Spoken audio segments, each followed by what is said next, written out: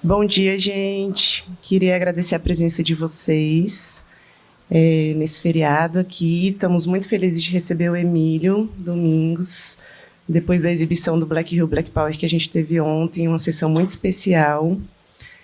Acho que é um dia especial para a gente te receber aqui também, Emílio. Acho que seu trabalho traz um olhar muito sensível sobre o processo de reconhecimento identitário, construção da autoestima da população negra. Eu acho que nesse primeiro feriado do Dia da Consciência Negra é muito especial para a gente te ouvir aqui. Obrigada. Queria dar alguns avisos. A gente vai passar uma lista de chamada para que a gente possa emitir os certificados depois. Então, peço que vocês assinem, coloquem os dados. Vou precisar da ajuda de vocês também, porque o Emílio está com o tempo bem apertadinho para o voo dele de retorno. Então, a gente não vai poder se estender depois do meio-dia, nem 5 minutos, assim. Mas a gente vai se organizar para ter uns momentos de perguntas no decorrer da Masterclass. A gente vai ter umas pausas para que a gente possa perguntar.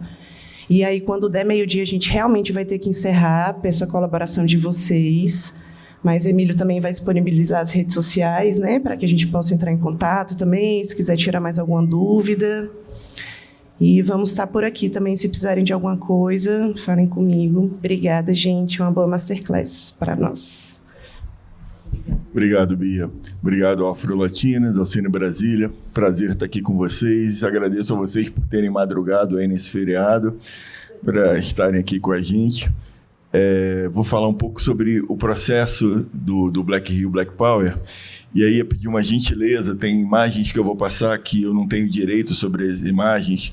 Então, se as pessoas que se emocionam e gostam de filmar e tudo mais, peço para, por favor, não filmarem as imagens em movimento, os vídeos. Mas as fotos vocês podem filmar, fotografar, porque boa parte estão online, tá? Mas só peço em relação ao direito de imagem dos vídeos, que são vídeos de pesquisa, que eu não tenho autorização para fazer circular, né? Estou passando aqui num caráter interno para revelar realmente o processo de trabalho do Black Hill Black Power. E aí eu tenho essa questão também que meio-dia eu tenho um voo 1h20, vai ser com emoção. Já começo emocionado aqui. Mas queria agradecer muito, estou muito feliz em poder falar sobre esse filme.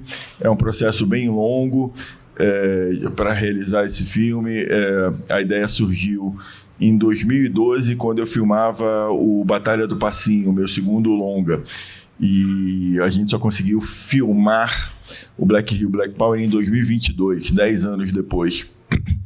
Então, é muito bom hoje em dia ver que com o filme pronto, pensar que dá para analisar uma trajetória, um caminho até aqui, que foi possível fazer o filme, é fruto de muito esforço, e é uma história que não é uma história minha, é uma história coletiva, uma história muito importante para o Brasil contemporâneo. Me angustiava muito o fato de eu ter aquelas informações e a vontade de compartilhar com mais gente, e foi um processo muito longo para conseguir captar recursos, que a gente demorou realmente 10 anos para conseguir os recursos, e o filme é fruto dessa persistência, que é muito pequena em relação a toda a persistência do Dom Filó e da Soul Grand Prix e do movimento Black Hill. Valeu a pena o esforço.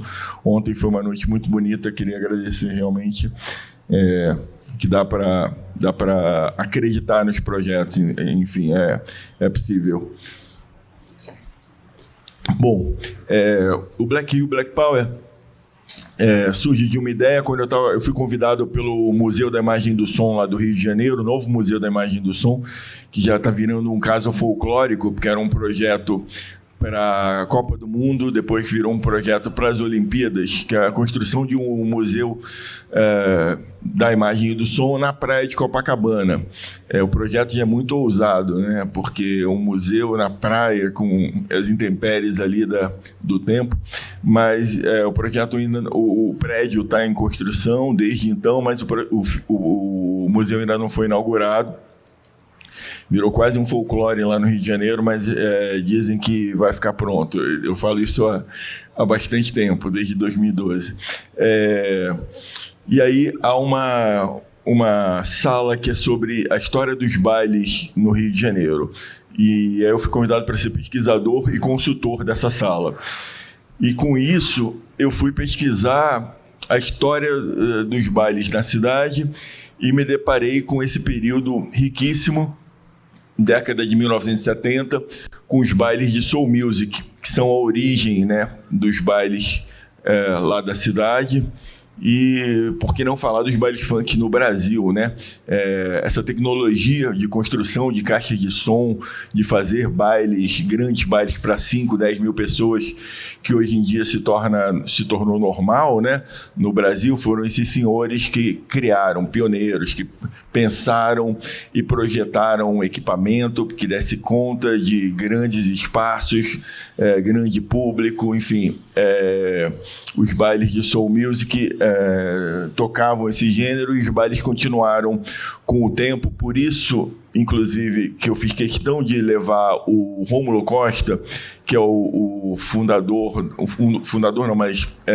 dono da Furacão 2000, né, da equipe de som, porque a Furacão 2000 faz o link entre esse período dos bailes dos anos 70 com o funk contemporâneo, né? Se torna a grande equipe de som dos anos 80, 90, 2000, enfim, quando se fala em funk no Brasil, hoje em dia se pensa em Furacão 2000, eles foram aprender com as equipes de som dos anos 70. A Furacão começa a atuar em cerca de 75, alguma coisa assim, e eles foram beber nessa fonte. A equipe começou aprendendo com a Soul Grand Prix e com outras grandes equipes. Rômulo Costa fala isso no filme, inclusive, e... Abrindo uma janelinha aqui, a gente tem um projeto com o Rômulo Costa, que é falar sobre a Furacão 2000, que é um projeto que dá continuidade um pouco a esse trabalho de mapear essa cultura do funk no Brasil, que eu acho super importante, porque essa geração é que começou tudo isso e a gente precisa entender e contar a nossa história, né? A história do Brasil contemporâneo. Esse período dos bailes de soul, voltando... a minha pesquisa, quando eu estava pesquisando esse período, eu percebi que havia uma grande lacuna em relação a arquivos visuais e até mesmo documentos, textos, artigos sobre. Isso foi em 2012, né? Nos últimos anos, felizmente, há uma série de livros sobre o assunto. Acho que nos últimos 5 anos muita coisa foi lançada, felizmente. E aí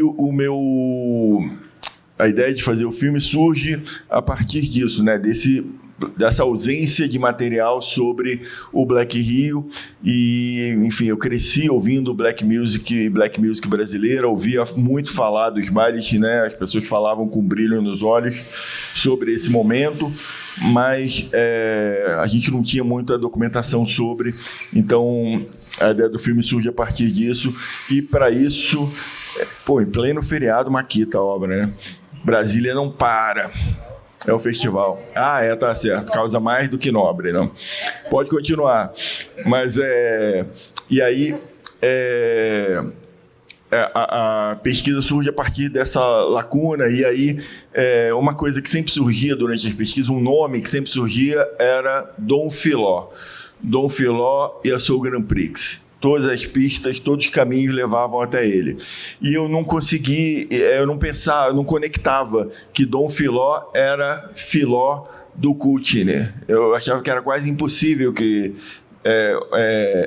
essas duas pessoas fossem uma só, porque já era muita coisa ter feito tudo que ele fez nos anos 70 durante o Black Rio, e aí ele ainda cria o maior acervo audiovisual de cultura negra da América Latina. A partir dos anos 80, ele se torna um documentarista, um homem que registra tudo sobre cultura negra, e eu vi Beatriz Nascimento, Zósimo Bubu, Lélia Gonzalez, tudo sobre cultura negra. Muito do que eu aprendi foi através dos registros de Dom Philó e do Kutcher. O acervo está online, CULTNE. É um grande banco de imagens que ele construiu ao longo desse tempo.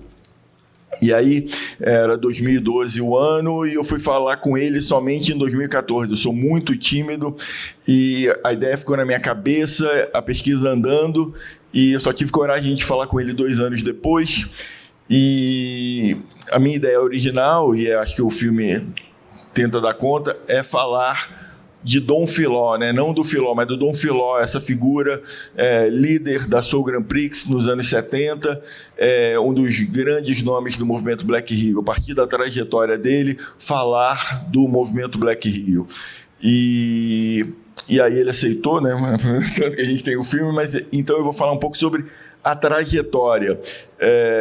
A primeira imagem que eu tive acesso em movimento, né, do movimento Black Rio foi essa aqui.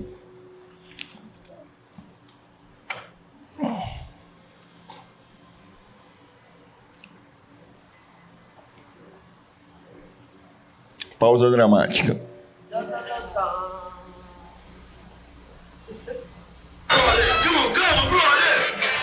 Deixa eu só contextualizar, é uma matéria do programa Fantástico, feito em 1977, acho que é uma matéria de 11 minutos, se não me engano, que coloca o baile black, os bailes do Black Rio, contra o samba brasileiro. Coloca como um bando de alienados que eram contra a cultura nacional, que estavam ganhando dinheiro do exterior e que estavam lucrando em torno da juventude. Uma matéria de ataque frontal ao movimento Black Rio. Não estamos nos Estados Unidos. Não estamos nos Estados Unidos. Dá para ouvir, né? É tudo revoltante, mas vamos lá. E o locutor, né, tentando direcionar o que você tem que ler, né, o pensamento, aquela coisa bem... Mas na quadra de uma das maiores escolas de samba do Carnaval Carioca. Em vez de samba, música americana. O movimento começou no Rio há 6 anos e cresceu muito. E acabou chegando ao velho reduto do samba. O Black Rio, pra mim o Black é uma rapaziada que gosta, assim, um movimento assim livre, sabe? Eu vou dizer você também que não gosta de samba, não. O samba é uma cultura brasileira, né? Afro-brasileira. Quer dizer, o cara que diz que não gosta de samba brasileiro, ele não pode dizer que curtiu alguma coisa na vida. Afinal, existe alguma coisa mais séria? O que eu entendi é que esse dançarino diz que ele gosta de samba e não tem problema nenhum, mas o locutor está demonizando, né? Vamos ver. Por trás disso tudo? Ou esse movimento chamado Black Rio é apenas uma importação do soul music americano? Este é o auxiliar de projetista Sebastião Carlos Toledo. Ele também é líder de um grupo de soul chamado Enigma Sound. Nos bailes do Black Rio, Sebastião se transforma. Passa a se chamar, curiosamente, Mr. Brother. Você se identifica com todo mundo, com aquela rapaziada de classe média, aquela rapaziada de classe baixa, inclusive aqueles de classe alta também, que vão ao soco por curiosidade, mas que acaba gostando e participando, né? Gerson King Combo. Explorar esse movimento, explorando você. Não. Infelizmente existe. São aqueles senhores donos de gravadoras, donos de equipes, que procura querer ganhar um pouco, ou ganhar além do necessário. Esse pessoal explorando vamos dizer assim, a inocência de certo grupo de jovens que aderiu a esse grupo de soul. O nome legal mesmo é Sérgio Camilo Ribeiro. Teu nome é aqui? Meu nome é aqui, eu sou conhecido como Mr. Serginho, mas é o seguinte, eu sou mais conhecido como Mr. Camilo, entende? Eu sou o seguinte, a gente não vive para incentivação dos outros, não. Eu acho que, sei lá, é um negócio estranho, a gente já nasce com o soul no coração mesmo. Acho que o soul já vem no sangue. O samba eu acho que foi importante, muito maneira mesmo. E é o seguinte, sobre o samba, sobre o soul, eu prefiro mais o soul porque é o seguinte, o soul tem um balanço com outra apresentação. O samba também, mas prefiro... Como é que você vai para um baile de soul e pergunta para você prefere samba ou soul? Num baile de soul? Eu gosto do tempo de carnaval, tá sabendo? É isso aí, eu me mais no samba do que com o tempo de carnaval, mas quando é tempo de soul, eu mais no soul, cara. A onda soul não está mais só no Rio. Já existe também o movimento Black São Paulo, e os bailes ficam quase tão cheios quanto os da zona norte do Rio. Jorge Luiz, 25 anos, auxiliar de topografia. Aqui ele é apenas Jorge Luiz, mas quando calça o sapato colorido e veste a roupa mais extravagante que pode, se transforma Mais extravagante que pode. Meu Deus, é só um bombardeio, eu não vou nem... em Mr. Yoyoto. Minha apelida era Yoyoto. Então, no baile, eles botaram Mister no meio. Então, ficou Mr. Yoyoto. Mas você acha que esse Mister te dá mais força? Me dá mais força, né? Porque tem Mr. James Brown, Tem Mister o quê? Tem vários Mister lá no State, né? Então, Mister pra mim, eu me sinto acima, né?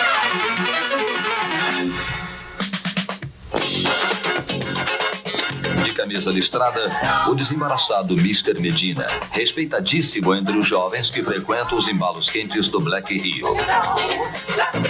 Mr. Medina, mas durante o dia, o sonho de ser como James Brown é abafado pela rotina do escritório, onde ele trabalha como boy e é chamado pelas pessoas de Luiz Carlos, simplesmente. Quanto tempo você participa de sol? Há uns 3 anos. E antes? Antes eu curtia de tudo, né? A gente pingava na área, eu tava curtindo. Curtia um rock, curtia um samba, curtia um soul. Até às vezes uns forró, né? Pingava um forró, a gente curtia também. O Black Rio poderia ser um movimento de protesto? A jovem socióloga Beatriz Nascimento acha que não.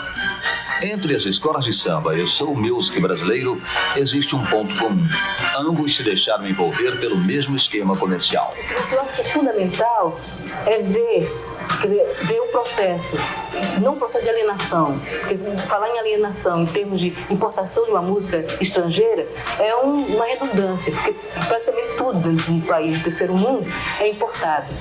Mas, no caso deles, em vez de falar na alienação, o fundamental seria não denunciar, mas realmente ficar atento a todo um processo que vai alijar novamente essa juventude e esses grupos que estão em busca de uma autonomia cultural, de uma busca de identidade e de uma maior resolução dos seus problemas interiores, para ser manipulado novamente, como já está sendo a escola de samba, ser manipulado novamente pelo processo de mercado, pelo processo de grande espetáculo, de autoconsumo. Bem, escola de samba já não existe mais. Ela não era muito soul, com exceção de uma que tá pintando agora aí, porque você não aprende samba mais na escola de samba. O que tem mais na escola de samba agora é grito de carnaval, batalha de confete.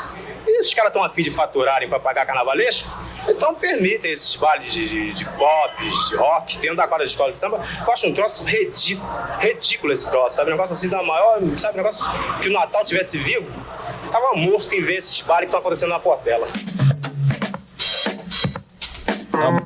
E a música que toca é discoteque já, né? 77, não é mais soul. Escolas de samba que hoje são mercantilistas apenas. Não se preocupam em mostrar o samba como cultura brasileira. Se preocupam em vender cerveja, batida e etc. Tal.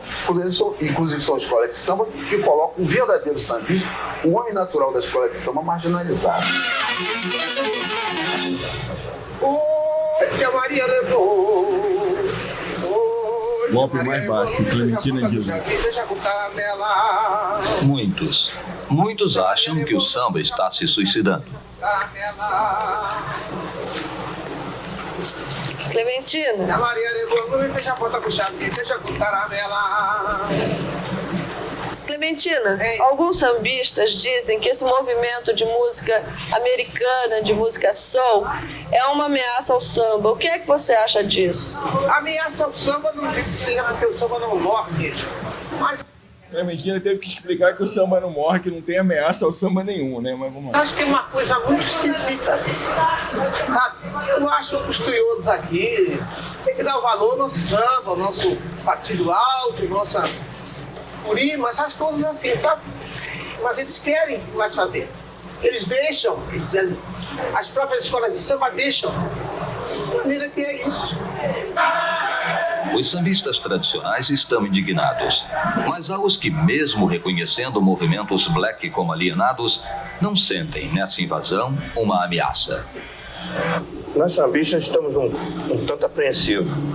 Entretanto, temos que considerar que, para mim particularmente, soul é dança da moda.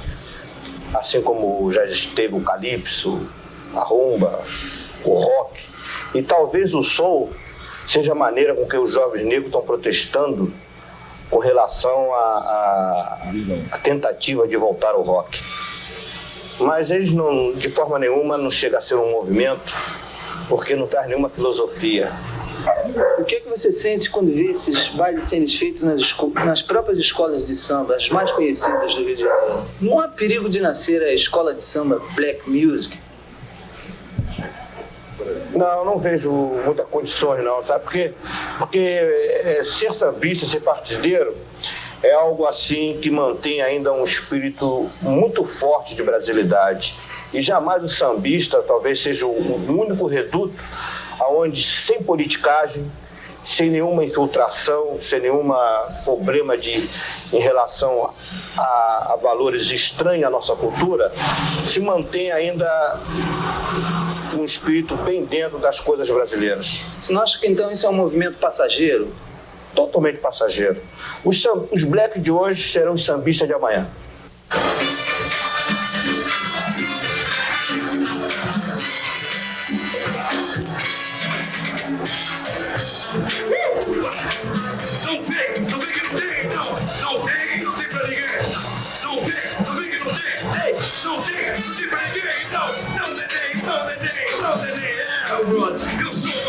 Meu nome é Adelson Alves. Eu garanto que mais ou menos 80% destes jovens que estão aqui são pessoas ainda em fase de formação psíquica e cultural que estão sendo usadas inescrupulosamente por falsos amigos que estão faturando alto. Falsos amigos esses que ganham para levar jovens aos clubes e quadras, e por trás de tudo isso está uma máquina estrangeira que só quer uma coisa: faturar muito dinheiro e, aparentemente, derrubar a música e a arte popular brasileiras.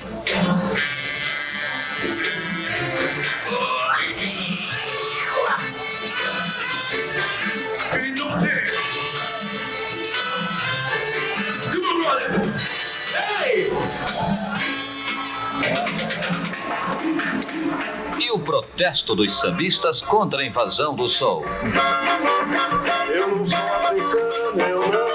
Em norte-americano, ao som da viola e bandeira, sou mais do samba brasileiro, eu não sou americano.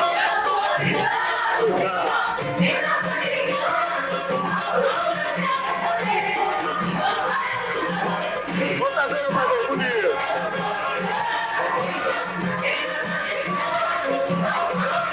Dona Ivone Lara. Menino, tome juízo. E vamos dizer, o Brasil é um grande samba que espera por você. Pode escrever, pode escrever. Upa! Bora ver. Capilombo chegando. Eu não sou africano. Bom, pessoal, a guerra estava declarada, né? Não vou mostrar o resto da matéria, mas vocês podem ter uma ideia da repercussão disso no Brasil, né? Dos anos 70, 77, uma matéria do Fantástico de 10 minutos.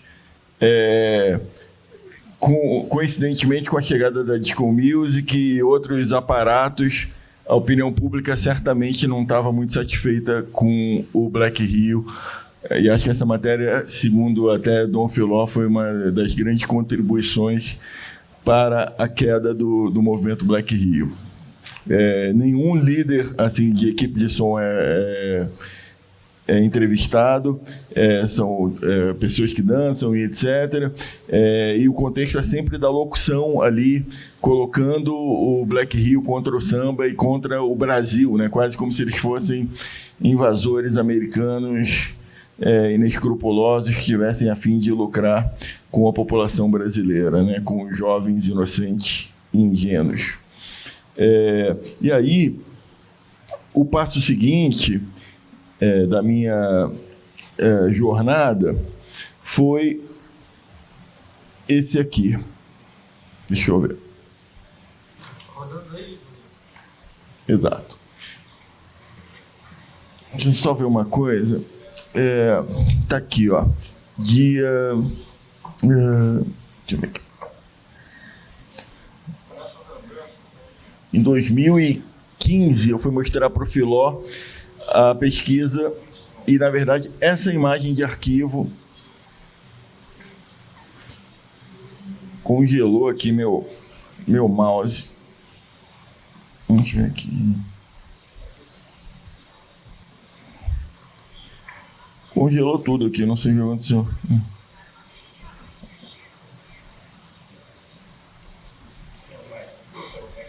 O áudio está rolando. Tem alguma tecla mágica? Tab, é isso? O que é? Tem uma tecla mágica que fecha tudo. Né? Ctrl Alt Tab, é isso? Ou estou ouvindo alguém? Alt Tab.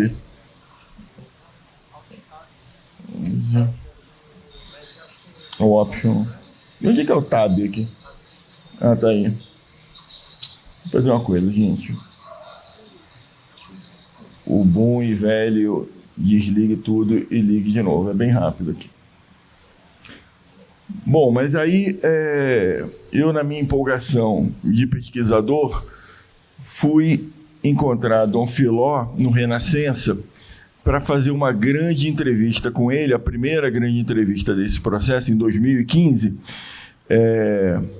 para falar com ele sobre coisas que eu tinha pesquisado, fazer uma grande entrevista que acabou sendo a primeira de algumas, né, que foi guia para tudo que eu acabei desenvolvendo ao longo do filme. Né? Quais eram os temas que eu poderia...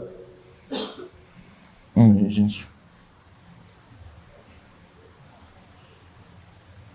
Eu estou preocupado, porque... Estou visivelmente preocupado? Não, né? Estou preocupado.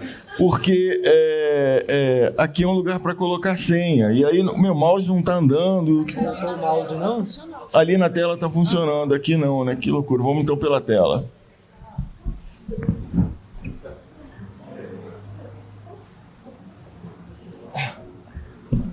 Que às vezes você fica preocupado, mas não fica visivelmente preocupado, então está tudo tranquilo, né? Mas está dando tudo certo, vamos lá. E aí, eu fui fazer essa grande entrevista com o Filó para ouvir dele o que é que ele pensava sobre os temas que eu tinha pesquisado em relação ao Black Rio, qual era a visão dele e se ele tinha coisas a acrescentar. Óbvio que ele tinha 1 milhão de coisas a acrescentar à minha pesquisa. Mas esse é o primeiro encontro e desse encontro... Nesse encontro, eu vou mostrar para ele essa matéria do Fantástico. Ah, não está ali. Pode. Ah, deve ter saído. Estranho, né? Porque a senha aparecia lá, mas a imagem não. Estranho. Mas aí eu fui mostrar para ele essa matéria de 77, né, com a felicidade do pesquisador de caramba, olha, eu consegui essa imagem, né, é difícil e tudo mais. E aí tem uma reação dele. Aqui está rolando. Será que eu, por superstição, aqui eu desplugo e plugo de novo? Também esse campo da superstição funciona muito. Eu fiz isso, desculpa, até foi meio na intuição. Né? Ó. Ué.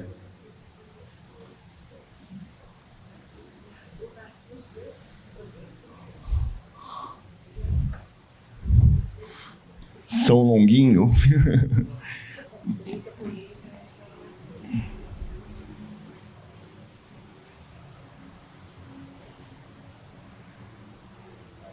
Caramba, que loucura, né? De repente a gente vem aqui no computador, bota o computador no colo e a gente vai também, não tem problema. Ah, pois não, Daniela.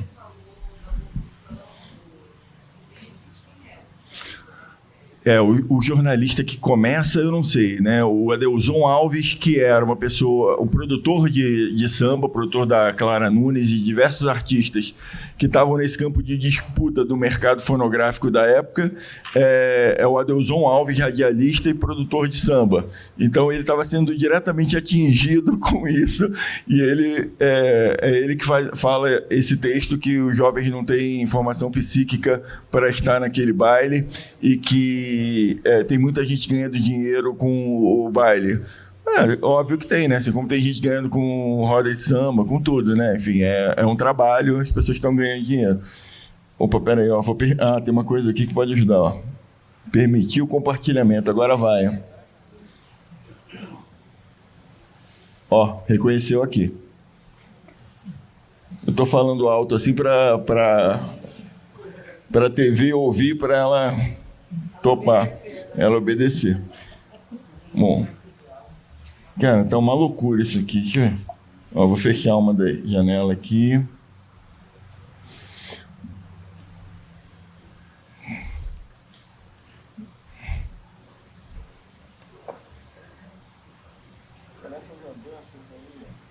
Ué. Gente, tava, agora a imagem estava aí, né? Acabou de sumir? Ah. Vamos ver aqui. Aí, nem aparece aqui na opção de som lá o...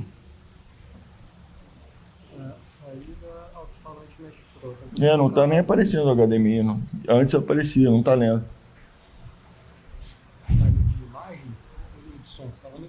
Mas no de som geralmente reconhece também.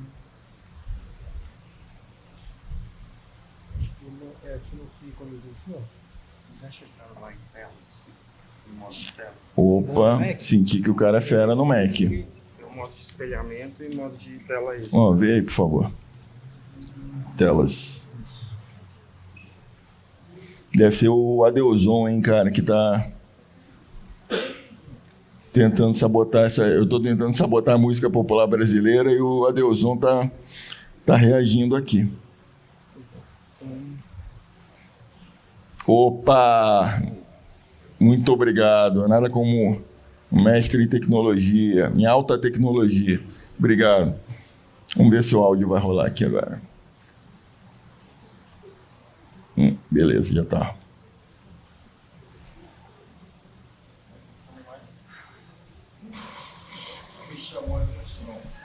Bom, vou adiantar um pouco aqui.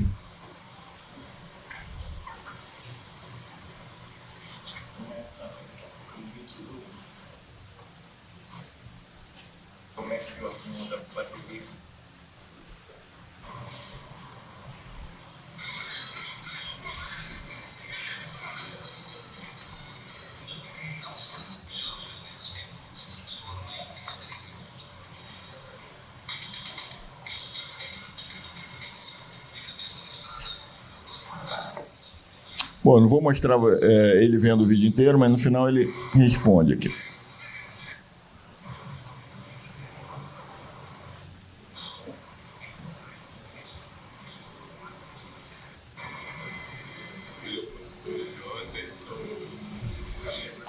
Agora está mais baixo o áudio, né? Deixa eu ver aqui.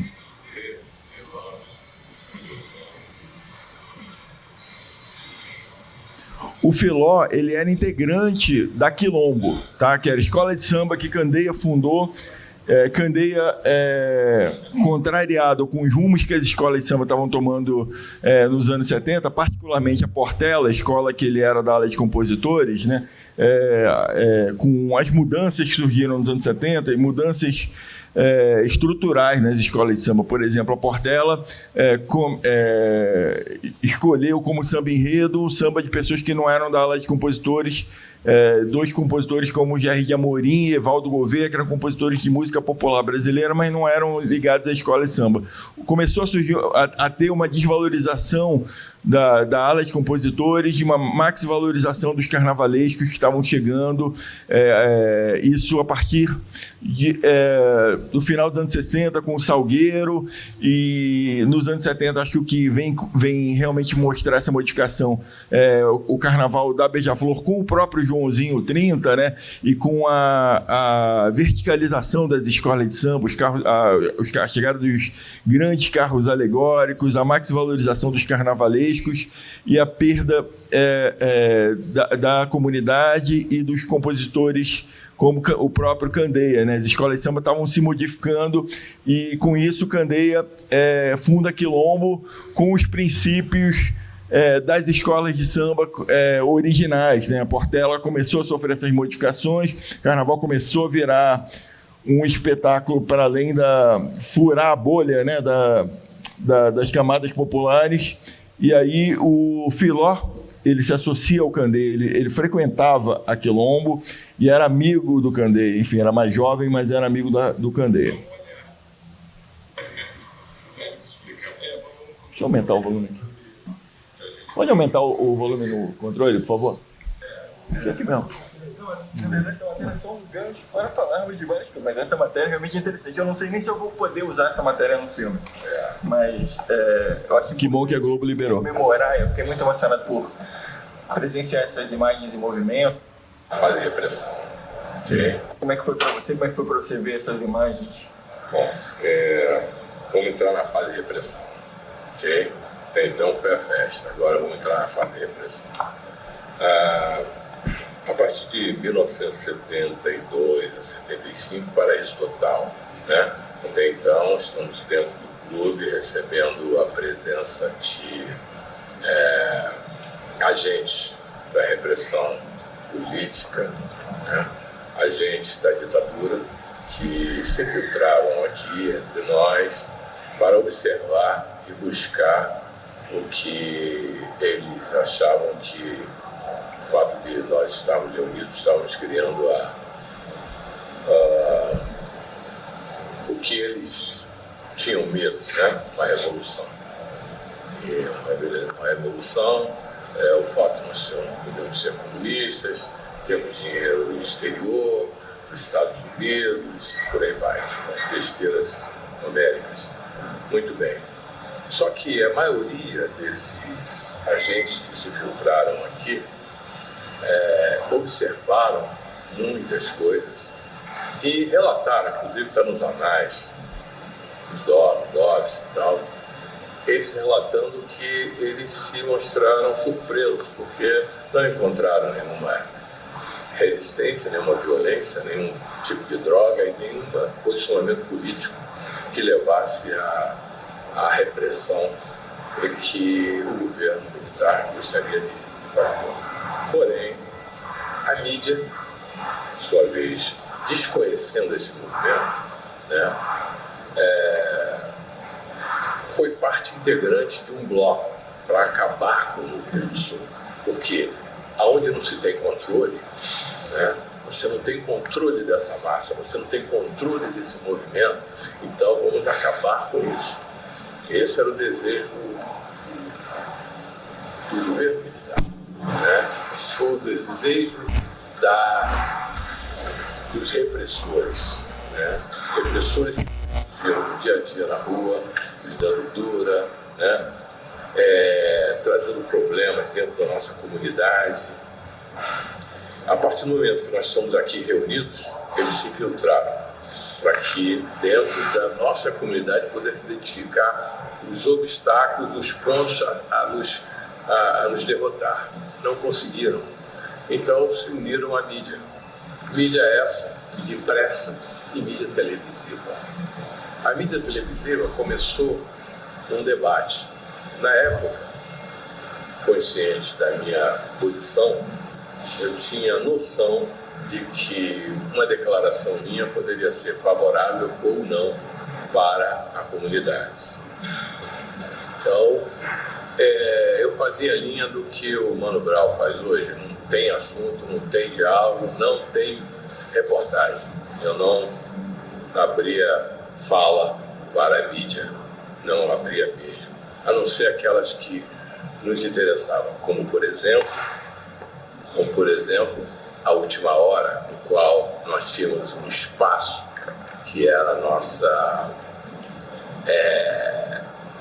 coluna, uma coluna chamada J. Black. O J. Black era um colunista que falava bem e mal do movimento. Na verdade, era eu e mais alguns colegas. Nós escrevíamos a nossa contra e a nosso favor, confundindo aí a repressão, né? Isso daí foi um fato. Nós temos isso, inclusive está nos anais, dentro do Arquivo Nacional, todo esse material, né? E com isso daí nós conseguimos um outro espaço na mídia, mais pago. No Jornal do Brasil nós conseguimos comprar espaço nos tijolinhos, anunciando os nossos bailes. Esse foi a nossa relação com a mídia. Porém, foi definido que era hora de acabar com o movimento soul. Estamos falando de 1977. Neste momento, onde nós estávamos, já não éramos mais no último Shaft, já éramos a equipe Soul Grand Prix, respeitada no Brasil inteiro. Nós éramos primeiro lugar no NoPen, vendendo e tocando mais do que o Roberto Carlos, inclusive está na pesquisa do NoPen da época. Isso semana por semana, isso incomodou, era o mercado, era o business. Só que tentaram acabar. Opa! Então, Dom Philó fala, né, do quanto eles cresceram, né, dentro da indústria fonográfica, vendendo mais discos que Roberto Carlos nos anos 70. Não é Roberto Carlos agora, né? Roberto Carlos no ápice. Em 75, a indústria fonográfica vendia 25 milhões de discos no Brasil. Então, como é que jovens negros da periferia, em plenos anos 70, conseguem tomar de assalto uma indústria como essa, né? Incomodava muito. Então surge uma série de mecanismos, né? Eles já incomodavam a ditadura militar, que tinham medo que eles se tornassem células de Black Panthers, porque havia uma desconfiança de que a ideologia dos direitos civis americanos estavam chegando aqui, junto com a música, e Dom Philó tinha acesso a essas informações. Dom Philó já tinha ido para o Harlem o livro de cabeceira do Dom Philó, eu não me lembro, mas é um livro de um Black Panther que saiu no Brasil e que o livro não foi censurado. Eu tenho que lembrar do livro, talvez eu lembre até o final da nossa conversa aqui, mas é um livro de memórias de um Black Panther falando da repressão do governo americano aos panteras negras. Então, realmente, havia uma questão ideológica, principalmente por parte de Dom Philó e da Soul Grand Prix, né? A questão dos bailes estavam ligados à autoestima, mas estavam ligados também a uma busca de identidade, né, do negro. E isso incomodava extremamente a ditadura militar. E aí, qual é o meu passo seguinte nesse trajeto? Mostrando aqui os vídeos, né? A Comissão da Verdade do Rio de Janeiro, a Comissão Estadual da Verdade, começou a coletar depoimentos de pessoas ligadas aos bailes, né, do movimento negro, ligadas aos bailes. E aí Januário Garcia, fotógrafo, que tem várias fotos no nosso filme, foi a primeira pessoa a dar depoimento. E uma pessoa em comum comigo, que é da Comissão da Verdade, que me conhecia, sabia que eu estava começando a fazer o filme. Aí eu mostrei o teaser e ela falou, eu quero entrevistar o Dom Philó. Falei, poxa, ótimo, faço contato, entrevista, acho que ele é uma figura fundamental para falar sobre isso. E aí eu pedi permissão para o Dom Philó e para a Comissão Estadual da Verdade para filmar o depoimento. E aí fui filmar o depoimento do Dom Philó, em 2015 também para a Comissão Estadual da Verdade. Esse material não entrou no filme e entrou em off, né? A hora em que Dom Philó fala quando ele foi capturado pela ditadura militar, o áudio é o áudio desse depoimento. A gente soube outras imagens, né? A gente coloca outras imagens e ele fala. Mas tem um determinado momento que ele diz que o americano vai ser o sambista da manhã, alguma coisa assim. É um samba que eu vou colocar mais pra frente, né? E que havia uma Brigitte Voadora, que era na época o nome dela, e o caminhão era por quê? O caminhão, tivemos que colocar um caminhão, tivemos que colocar o nome, bem espalhafatoso. Aí aconteceu um fato, né? Aconteceram vários fatos, mas alguns que balançaram realmente foi quando nós fizemos o lançamento do nosso EP, né? Fizemos o lançamento do EP pelo War. Depois de ter fechado o técnico do Sul no Portelão, depois de ter ocupado o Lechpan na Ilha Brasil, aí resolvemos fazer o lançamento no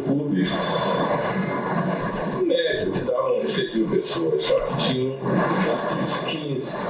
9.000 fechando a Avenida Brasil, Guadalupe Country Club. Desculpa, deixa eu contextualizar. Eles foram lançar o primeiro disco da Soul Grand Prix no Guadalupe Country Club, um clube na periferia do Rio, ali na Avenida Brasil, que é a principal via de acesso ao Rio de Janeiro. E aí o clube cabiam 6.000 pessoas e foram 15.000. Então 9.000 pessoas ficaram na porta, obstruindo a Avenida Brasil naturalmente. E aí ele vai narrar um fato aqui. Se vocês forem em Guadalupe, esse clube, ele é à beira da Avenida Brasil, e pela passarela. Vocês imaginam as pessoas dançando em cima da passarela, a Avenida Brasil fechada, arrebentaram a porta do clube, a piscina estava vazia, eles dançaram dentro da piscina. Conclusão, o tropa de choque da época da aeronáutica veio, né? Mandaram, foi para dispersar, foi um negócio terrível. Aí deu uma acendendo a luz, acendemos a luz e a gente veio aquele capitão veio caminhando com aqueles, na época, tipo Catarina, né? Os caras tipo Catarina, os caras que não era nem daqui do Rio de Janeiro, os caras eram Catarina, toda amarelo, tudo vermelho. E doido para bater, né? Aí quando eles veio na minha direção, eu peguei o microfone e tal, era um festival de equipe, estava na minha hora, uma hora da manhã mais ou menos, aí falei, olha galera, vocês estão fiquem tranquilos porque eu falei a polícia, né? Porque para mim quando eu vi era a polícia, mas depois que não era a polícia, era a aeronáutica, pior ainda, né? Porque a polícia tinha medo, porque na época da invernada do Laria, era um negócio mais pesado, tinha esse medo da invernada, que era os 7 homens de ouro, eu subia mesmo, era um negócio mais pesado. Eu tinha mais medo da invernada do que da aeronáutica. Porque até então a aeronáutica para mim era outra história, né? Não era aquela. Enfim, ele chegou até o palco, eu peguei o microfone, fui acalmando, ele veio à minha direção e falou, muito obrigado, você fez um grande favor, você me ajudou bastante, porque a ordem que eu tinha era para acabar com o marido, ter o pau em geral. Falei, capitão, nós estamos aqui 6.000 aqui dentro, lá fora deve ter gol. Olha, mais 6, por favor, você não faça isso, deixa esse trabalhar. Desculpa aí, mas só vai ficar aquela emoção do que aconteceu. Chega a aeronáutica para parar o baile e eles tinham ordem de parar com violência. Dom Filó viu a chegada da polícia não, da aeronáutica, e ele pede para acender as luzes e ele diz para o pessoal, isso não está aqui, está no bloco seguinte, eu peço até desculpas, mas é porque tem muita imagem aqui, eu pensei que ele ia contar essa história inteira. Mas ele finaliza dizendo, gente, esse baile está incrível, a gente vai dar continuidade e queria informar aqui a chegada da polícia que está garantindo a nossa segurança e agradecer ao mesmo tempo ao coronel pela presença, e o baile segue. Só que ele começou ele em off, ele estava falando. Opa, eu também fiz o off, mas em off ele falava com o coronel. Coronel, eu não posso acabar o baile nesse momento, porque senão vai ser uma convulsão aqui social, vai todo mundo quebrar tudo. Eu vou reduzindo aqui o ritmo, vou colocar música lenta e o baile, e vai todo mundo com calma ir para casa, assim. E aí ele conseguiu contornar a situação através dessa habilidade dele com o microfone de falar para o pessoal que a polícia estava ali para garantir a segurança, mas não, era um agente da aeronáutica que iam usar de violência para acabar com o baile. Bom, no meio disso, eu vou tentar agora andar aqui num ritmo, num bom ritmo, né? Temos 1 hora. No meio disso, eu fui filmar uma festa de Dom Filó no Renascença. Ah, meu Deus. Haja coração, amigo. Olha, eu dou música e troco por 3 bytes. 3 bytes. Achado. Travou tudo. O Fusca era o carro do momento, era o Fusca 1500, o Fusca 1500, que eles falam as vezes atrás, e era a única maneira de tocar na sua vida. Bom, vou explicar um pouco o que aconteceu aí nesse dia. Esse dia foi um aniversário de Dom Filó, que ele se reuniu com boa parte das pessoas do movimento Black Rio. Ele fez uma mega festa com donos de equipe, DJs do período, artistas como Gerson Quincombo, Carlos da Fé. Então, esse dia foi um dia que eu travei contato pessoal com todas essas pessoas, com todos esses representantes do movimento Black Rio, e eu não uso no filme, mas eu tenho um pouco essa estratégia de filmar como pesquisa também, porque principalmente nesse caso eu sabia que da importância de registrar isso, primeiro por conta da falta de registros sobre o assunto, mas segundo porque eu estava construindo uma relação através dessas diversas filmagens, e essas filmagens tinham o caráter de pesquisa, e as pessoas também já estão super acostumadas a ser filmadas, e principalmente filmar uma festa de aniversário não incomoda em nada, porque, enfim, ele formou um mega evento com apresentações musicais, com DJs, era um negócio gigantesco, e ali eu tive o primeiro contato com várias das pessoas que eu vou entrevistar 7 anos depois, né, em 2022. E no meio disso tudo eu estava no processo de tentar o financiamento do filme, tentando editais, levando para possíveis players, né, financiadores, canais, não vou falar os nomes dos canais aqui, ontem eu já falei, o Adelson, cometi essa gafe, não vou falar hoje. E aí voltou aqui, ó. E aí tem um momento aqui do Rômulo Costa. Mas aí a câmera serve também como forma de aproximação, né? Como estratégia para você ir conhecendo as pessoas, para você ir se ambientando, entendendo o papel de cada um. Nesse caso, todo mundo tinha uma participação especial, uma espécie de show, e todo mundo falava sobre seu papel no movimento Black Rio através do microfone. O Filó chamava, esse aqui é o Rômulo Costa, né?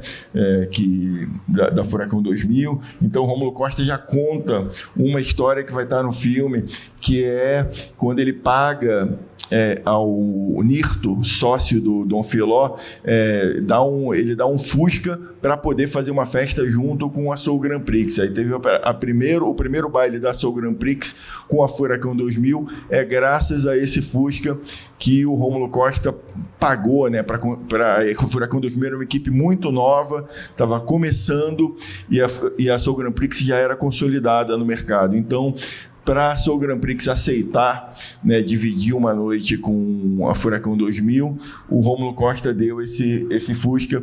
Então, a partir dessas pesquisas também, eu fui alimentando o meu roteiro, né, a partir das coisas que eu estava ouvindo ali, né, durante essas filmagens, seja em conversas com o Dom Filó, seja em momentos como a Comissão da Verdade, como essa festa de aniversário aqui do Dom Filó, tem vários depoimentos. Esse aqui, por exemplo, Carlos da Fé, né?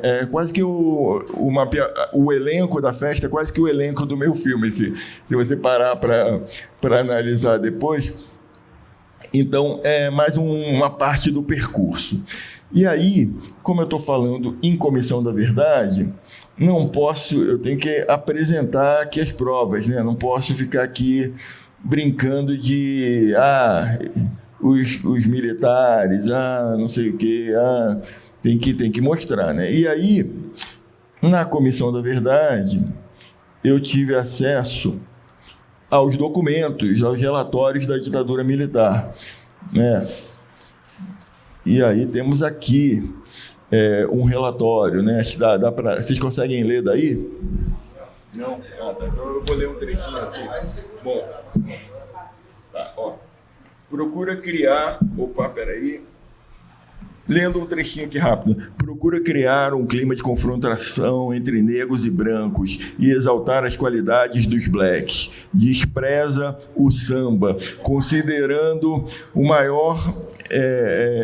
um valor negro absorvido pelos brancos, e estimula atitudes antagônicas ao publicar citações como a que se segue, extraída do filme What's Tex? Woodstock é um festival gigantesco que teve na cidade de Watts, feito pela gravadora Stax, né, a gravadora de soul music, que Isaac Hayes e diversos outros artistas participaram. Era uma espécie de Woodstock negro, né, o Woodstock. E esse vídeo chegou ao Brasil e foi visto por muita gente do movimento Black Rio. Tivemos várias sessões lá no MAN do Rio de Janeiro e muita gente se inspirou com aquele vídeo, né? Porque no vídeo, no Woodstock era um grande festival de afirmação dos negros americanos, feito em 1970, se não me engano, e aquilo inspirou muita gente do movimento Black Rio, né? E como era um vídeo musical, esse vídeo passou, né? A censura deixou rolar.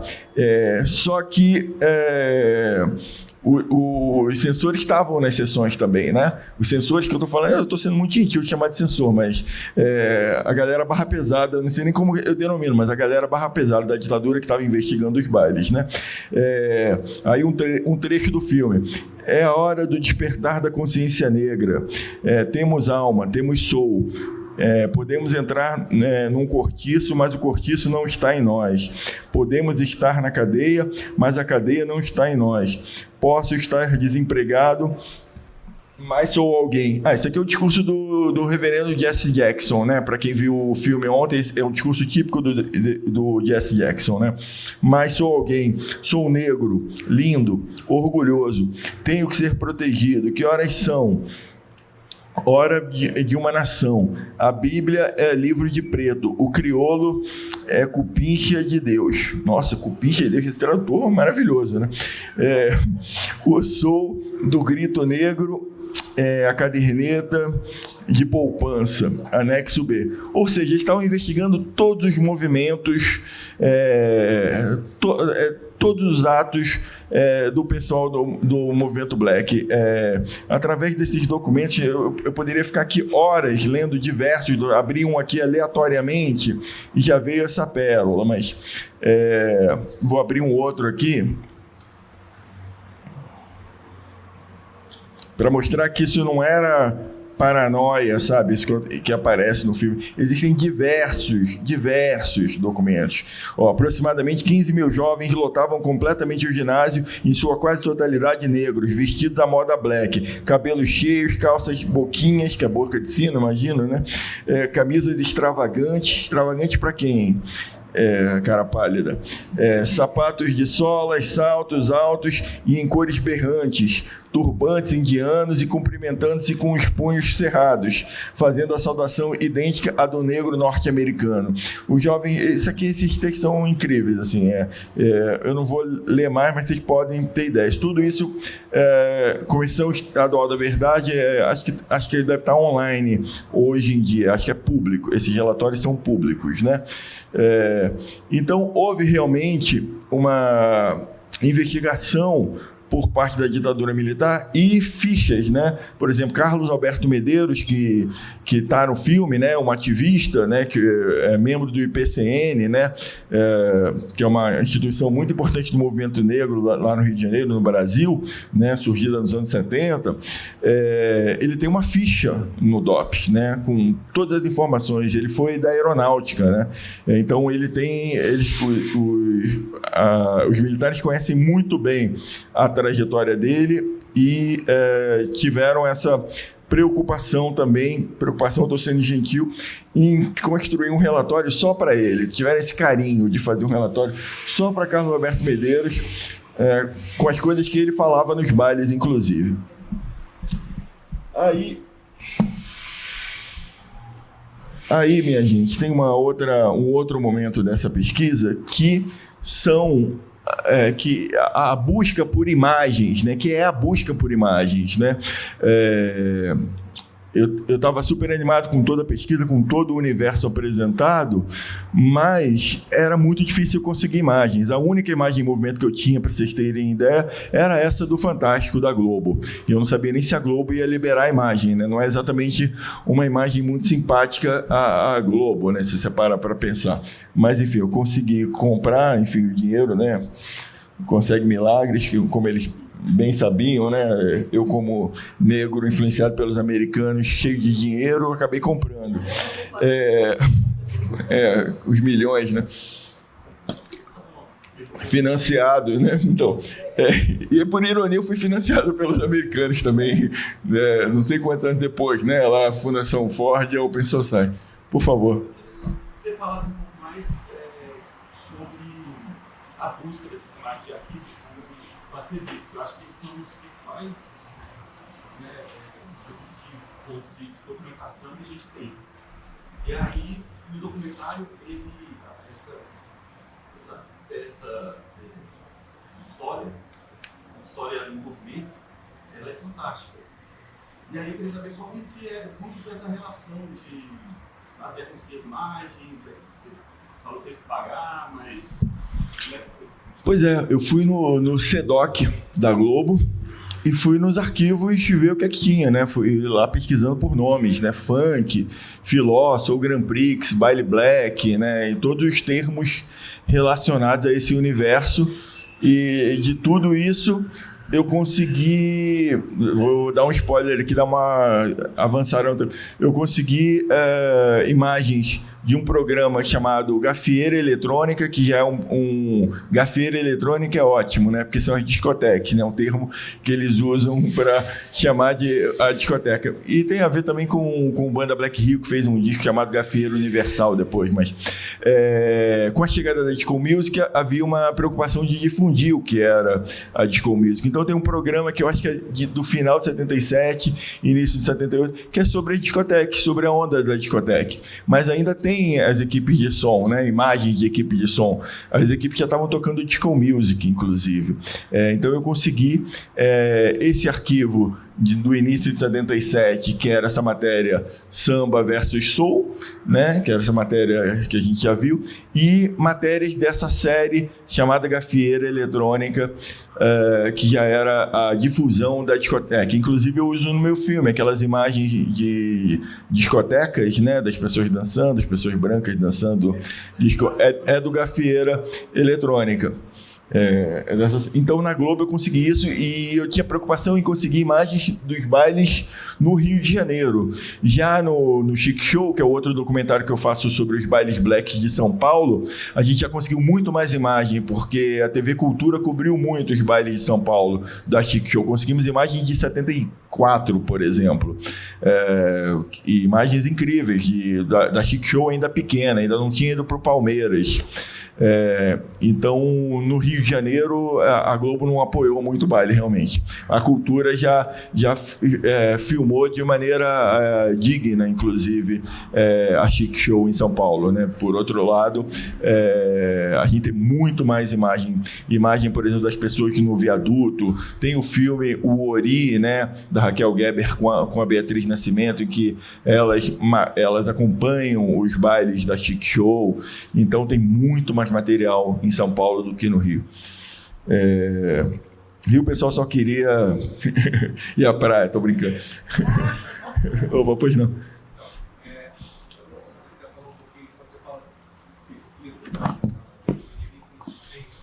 Esse trabalho de pesquisa no trabalho, isso foi pessoal. Opa. Beleza. Opa. Eu sou o Paulo.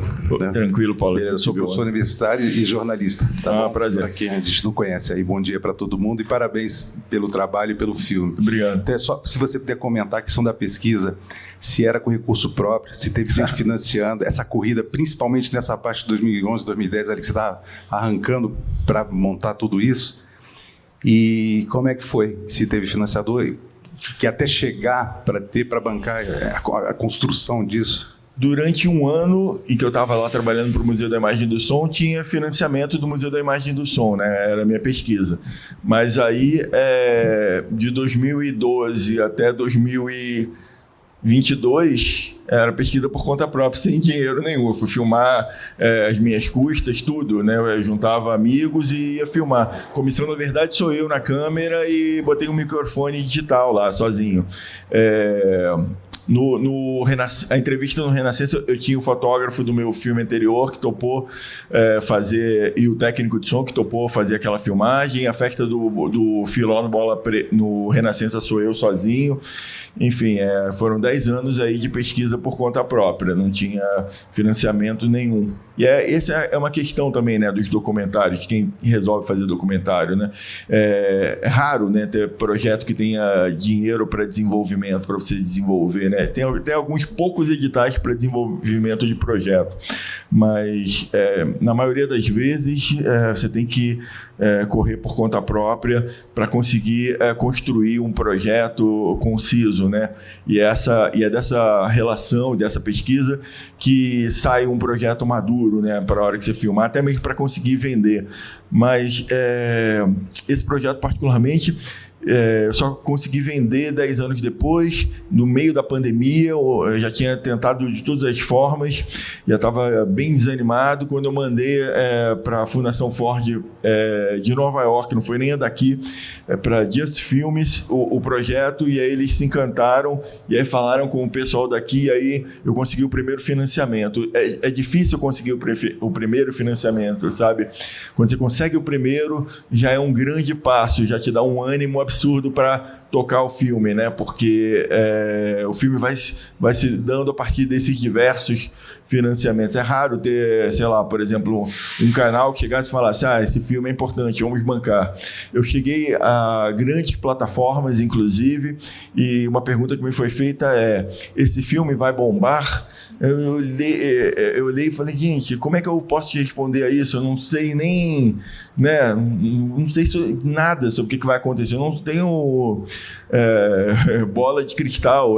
Quando eu fiz o Batalha do Passinho, eu também não sabia que ia bombar. Era um filme sobre dança no funk, ninguém dava nada. O Passinho não era conhecido em 2011, não era tão conhecido, e foi uma febre, né? Então não dá para dizer se o filme vai bombar ou não vai bombar, né? Enfim, aí você consegue entender um pouco também da cabeça das plataformas que querem, eles dizem que eles estão se inserindo no mercado, então eles querem filmes que deem bastante audiência.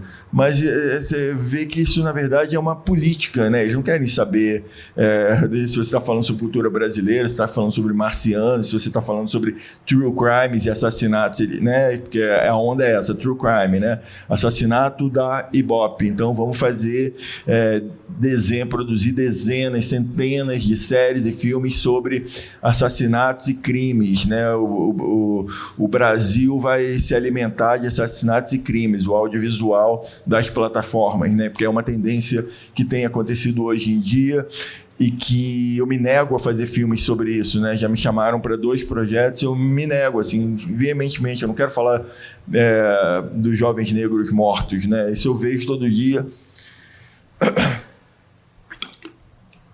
e me dói bastante. Eu quero falar jovem negro vivo e afirmando, né,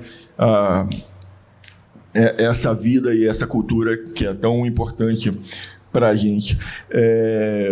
Abrir essa janela enorme para falar de falta de dinheiro mesmo, né, para fazer a pesquisa. Mas aí, quando eu cheguei para filmar, quando saiu o dinheiro, depois teve a Open Society, uma outra instituição que apoiou, e no final a gente conseguiu o dinheiro para distribuição, né, do filme com a Rio Filme. Depois que já tinha tudo, né, eles entraram com uma parte. Que eles não vejam esse vídeo, por favor, censura. Mas muito obrigado, Rio Filme. Mas então, é um processo muito longo de persistência, realmente, para conseguir fazer esse filme. E é um filme sobre a memória coletiva, né? É um filme sobre um movimento tão importante quanto o Black Rio, né? Que eu sentia um buraco, um abismo, realmente, né? Como é que a gente não vai contar essa história, né? 50 anos depois, e as pessoas não vão conhecer essa história. É um absurdo, né? Filó, essa figura tão incrível, né? Para além do movimento Black Rio, né? Com essa trajetória maravilhosa, mas para mim um dos grandes brasileiros vivos, né? E como é que a gente não vai contar essa história, né? Por que essa questão de dar público ou não é mais importante do que contar essa trajetória que mudou a vida de tanta gente, né? Revolucionou a cultura brasileira, né? Mudou. O hip hop brasileiro não seria o mesmo sem o Black Rio, a cultura dos bailes, enfim, eu não seria o mesmo, não poderia fazer filmes hoje em dia se não houvessem as lutas, né? As batalhas desse pessoal. Então, muito angustiante, né? Foi um processo... Deu gatilho essa pergunta agora. Mas que bom que a gente o filme está circulando. Amanhã a gente completa 3 meses em cartaz. Fomos para Porto Alegre, acho que é o último pouso do filme em sala de cinema, né, no circuito de cinemas. Isso é muito difícil, 3 meses em cartaz para um documentário brasileiro em 2024, com a crise que a gente viveu no cinema brasileiro. Eu estou muito feliz. A gente aqui tem mais questões, desculpe. Opa, por favor. Eu sou o Guilherme, prazer Guilherme. Eu queria perguntar um pouco sobre, ainda nessa questão de falta de incentivo, né? Onde eu posso até estar sendo um pouco leigo, mas onde que estaria a Ancine, né? Até para financiar, talvez contribuir também com a divulgação do seu projeto. Como é que funcionaria? Obrigado, Guilherme. Você não está sendo leigo, não. Sua pergunta é muito legítima. Infelizmente, Ancine não consegue dar... Sendo generoso, Ancine não consegue dar conta de toda a produção audiovisual brasileira, sendo muito generoso. Mas a gente viveu uma crise de editais, a gente vive uma crise generalizada, né? Enfim, a Ancine vem sendo... aparelhada, né? Há muito tempo. Eu estou falando tanta coisa nesse vídeo aqui, mas acabou a minha carreira, né? Mas a Ancine tem sido aparelhada, não vai sobrar nada. Mas eu tenho que falar. A Ancine tem sido aparelhada há muito tempo, não tem aberto editais. A coisa, infelizmente, era uma agência que era para gerir, né, e tudo mais. Uma coisa que eles fazem muito bem é cobrar projetos. Tem projetos que já prestaram contas há 10 anos atrás e tem cineastas que estão tendo que já prestaram as contas. Então, assim, tem cineastas que estão sendo recobrados em relação à prestação de contas, né? Pessoas do mais alto respeito, que já fizeram trabalhos incríveis, os filmes já circularam, eles já prestaram as contas e eles estão sendo investigados e vítimas desse tipo de coisa. Então, infelizmente, esse é o quadro da Ancine hoje em dia. Então, infelizmente, não, Guilherme. A gente tem buscado diversos mecanismos para conseguir filmar no Brasil hoje em dia. E assim, infelizmente, não é seria óbvio, né? Sua pergunta é muito boa. Seria muito natural que fosse a Ancine a fomentar os filmes no Brasil, mas é tudo invertido. Gente, então, durante essa pesquisa, eu percebi que tínhamos poucos vídeos e o que a gente fez? Vamos em busca do acervo fotográfico. E aí a gente contou com o trabalho de muitos fotógrafos incríveis que fizeram fotos mesmo para jornais que estavam falando mal do Black Rio, né, João? Falando mal, a maneira... Eu estou sendo muito generoso com os termos que eu estou usando aqui, porque tem um vídeo e tudo mais. Mas matérias que eram muito críticas, né? Acho que a gente usa no filme, né? Eles questionam se as pessoas que estão no Black Rio sequer pensam, né? Nesse nível, a forma que os jornais abordavam o Black Rio, de americanizado para baixo, né? Os termos que eles usavam em relação às pessoas do Black Rio. E aí, muitos fotógrafos desses jornais, dessas matérias que eram críticas ao Black Rio, eram pessoas negras, né?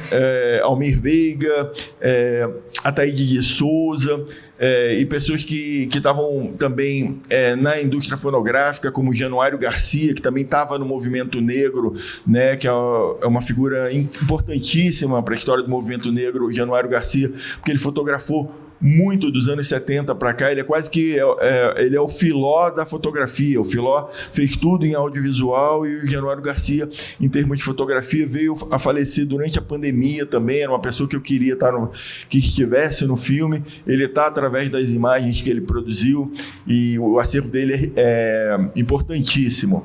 Está no Moreira Salles agora esse acervo. Acho que vale muito a pena ser visitado e ser pesquisado. Então, a gente usou 155 fotos no filme desses diversos fotógrafos. Tem coisa de acervo pessoal, né, do Dom Filó, por exemplo, fotos do baile do Shaft, né, que estão em resolução muito ruim, né, tecnicamente falando, mas eram documentos únicos e que a gente teve que usar porque é o que se tem de imagem, é uma construção de uma memória. Eu não podia ter um pudor estético nessa hora, né? Acho que as fotos informam, as fotos dão conta, né? Essas fotos, que são cerca de 5 fotos dessas 155, mas são fotos que são documentos históricos importantes. O baile do Shaft em 72, por exemplo, né? Enfim, é um material que tinha que ser usado. E aí tem esse material do Januário Garcia, do acervo dos jornais e acervo pessoal também de diversos dos entrevistados, né? Então vou mostrar umas fotos aqui rapidamente só para... Esse aqui, por exemplo, essa foto é o DJ Neném. O DJ Neném, um dos personagens do filme, ele era bailarino do Big Boy, dançava no baile do Big Boy, baile da pesada, o baile o primeiro baile, né, que tocava black music, né, Ademir Lemos e Big Boy, 1970, no Canecão. E aí esse senhor, DJ Neném, ele vira DJ do primeiro baile autenticamente black, o baile que só tocava black music, é o baile do Astoria, criado por ele e Mr. Funk Santos. E depois, anos depois, ele se torna DJ também da Soul Grand Prix. Está ele ali com o primeiro LP da Soul Grand Prix, da Top Tape, ali no fundo, a motoqueira Black. Então, esse senhor, DJ Neném, é uma história viva, né, da música negra brasileira. E é aí um raro registro dele discotecando, né? A gente usa no filme.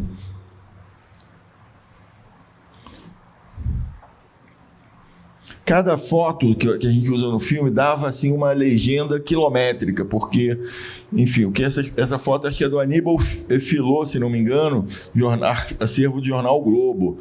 Olha o mar de Black Powers, né, num baile da Soul Grand Prix, um contraluz aqui, o DJ no fundo, né? É uma foto que dá a dimensão, né, da força, né, do baile, né? Tem imagens que são mais fortes que 1000 palavras, né? Essa foto é uma foto inspiradora, assim, né, de um registro dessa memória, dessa cultura que é tão importante e tão forte, né? Quando se fala em milhares de pessoas nos bailes, não é uma abstração, né? Então a gente contou muito com esse material. Eu adoro essa foto. Eu tenho essa foto, eu ampliei e tenho lá em casa, inclusive, porque a foto sobre a estética, né, dos bailes, né, o sapato plataforma, né, com 3 andares. Esse aqui tem uma loja que ainda existe lá no Rio de Janeiro, na Marechal Floriano, no centro da cidade, que é Souza, se não me engano, Souza Calçados. Eles faziam os calçados por encomenda, segundo o DJ Neném, demorava 15 a 30 dias para você conseguir o sapato, né? Mas olha o amor do cliente, né, em relação ao sapato entregue, né? Olha uma cara de, né, não tem nada que pague, né? Isso, olha, é melhor do que o Nike Air Jordan, né? Com certeza, muito. Acho que as pessoas não têm a mesma relação. Tem sim, né? O pessoal que gosta de sapato tem, mas enfim, acho uma foto bem sintética, né, disso. Eu quero passar uma imagem, deixa eu ver como é que estamos de tempo aqui. Olha, eu quero passar uma imagem, então eu não vou me prender muito nas fotos, mas tem umas fotos do Januário aqui, umas fotos que eu quero mostrar. Ele tem um ensaio com Dom Filó para um disco que chama Shaft de Ouro, que é um disco que o Filó lançou em 77, já após Soul Grand Prix, que eram grandes sucessos da noite do Shaft, né? O baile que já tinha acabado em 75 lá no Renascença, que é o baile que deu origem à Soul Grand Prix. Então tem um ensaio fotográfico incrível com o Dom Filó, e o Dom Filó inclusive falou que essa foto vai estar na capa do livro dele, ele tem que lançar uma autobiografia. Eu estou botando muita pilha nesse sentido. Gente, eu vou mostrar um vídeo aqui que acho que diz muito sobre a pesquisa e fala muito sobre a memória também brasileira, né? Quando a gente estava acabando a filmagem, o filme já estava montado, vou ser bem sincero para vocês. Antônio Venâncio, nosso pesquisador de imagens, né, que que entrou no filme, né, quando a gente conseguiu o dinheiro, né, em 2022. Ele é um grande pesquisador de imagens, né, brasileiro, e mesmo assim ele teve muita dificuldade para conseguir imagens e ele não conseguiu imagem em movimento fora as que a gente já tinha. Só que aos 49 do segundo tempo, ele, através de uma pesquisa de um outro assunto, encontrou uma matéria de uma TV alemã, TV pública, se não me engano, ZDF, que eram cerca de 10 minutos do Black Rio. E é uma matéria incrível, é uma matéria que é quase um filme. São imagens maravilhosas que aí a gente, que custou R$50 mil um minuto, a gente usou no filme 1 minuto, claro, porque, enfim, eu estou sangrando até agora aqui com esse custo. Mas eu acho que é importante mostrar, porque eu acho que fala muito sobre o que era o Black Rio. Acho que eles fizeram uma matéria bem completa. Se eu fosse vivo no período, acho que eu filmaria assim o Black Rio. Não, acho que você não vai traduzir do alemão, mas...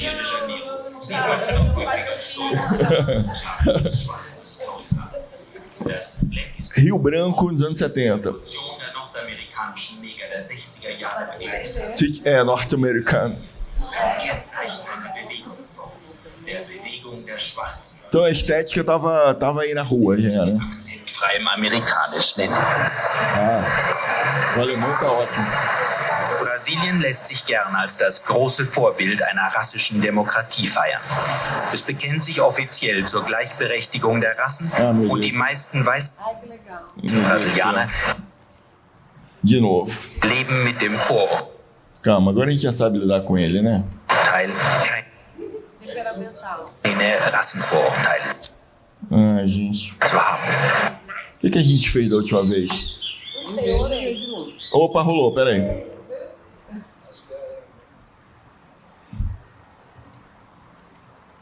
A gente é de feriado. Não, a gente tá com tempo, eu tô tranquilo, acho que é missão cumprida, mas a gente vai ver esse vídeo. Esse vídeo, pelo amor de Deus. Opa, rolou aqui agora. Vamos fazer aquilo que é tirar e colocar. Rolou. Sachen des täglichen Lebens. Essa imagem tem no filme. Die Blacks tanzen auf den Wochenendbällen in der armen Nordzone von Rio de Janeiro nicht Esse baile é incrível, é um baile no Portelão, que a gente, é o meio baile que a Globo filmou, encontro de equipes no Portelão. A Globo filmando e a Alemanha filmando. A Alemanha com muito mais carinho pela cultura brasileira, pelos negros brasileiros. Até os alemães, é um 7-1 de imagem isso.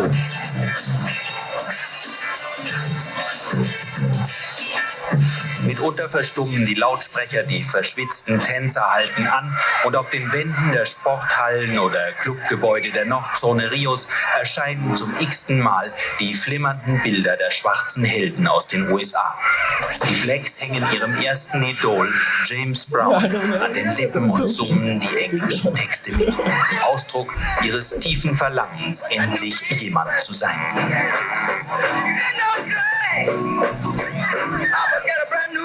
That's the only one.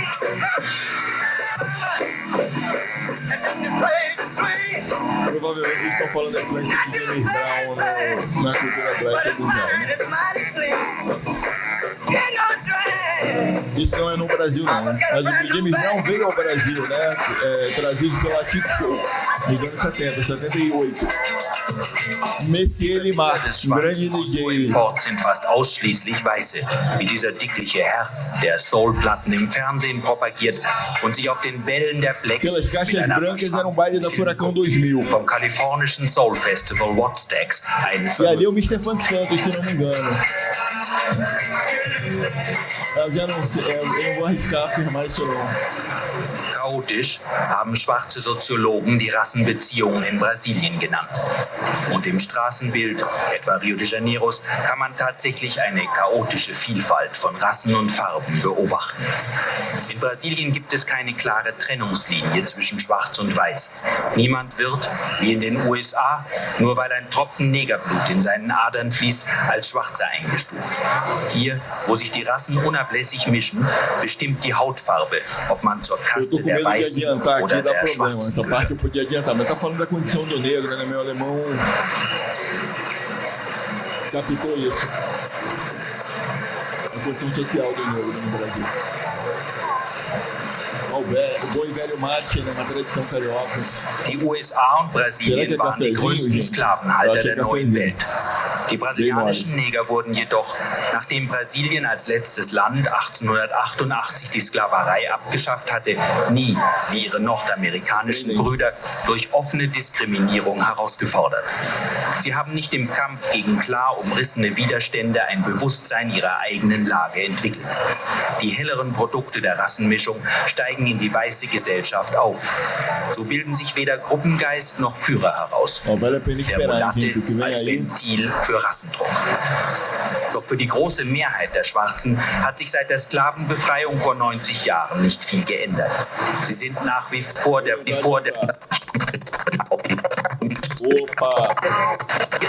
gefertigte Schuhe mit mehreren Lagen von Sohlen, Stockwerke genannt, sind das wichtigste Statussymbol der Blacks. Für vierstöckige Treter in zwei Farben blättern die brasilianischen Soul-Fans gute 100 Mark, die Hälfte eines Mindestlohns, auf den Ladentisch. Damit stocken sie ihr durch Vergangenheit und Gegenwart lädiertes Selbstgefühl auf. Sie sind auf der Suche nach ihrer Identität.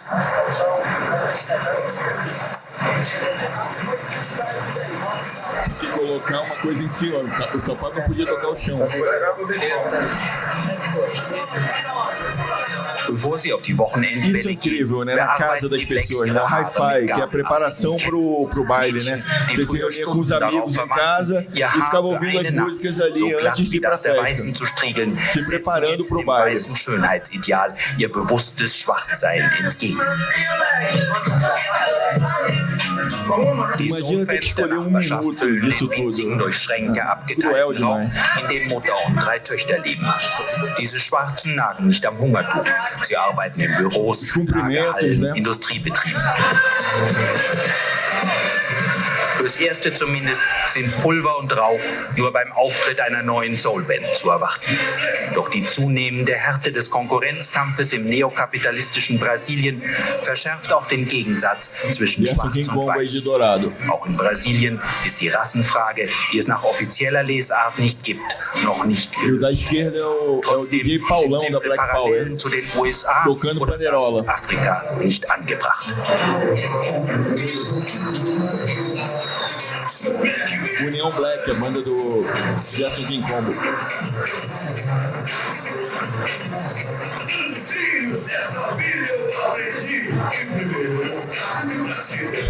Tem uma estátua ali em primeiro plano que é o Carlinhos Maracanã, que era o presidente da Portela.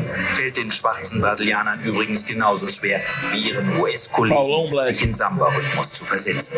Auch das unterscheidet die Schwarzen im Norden und Süden Amerikas.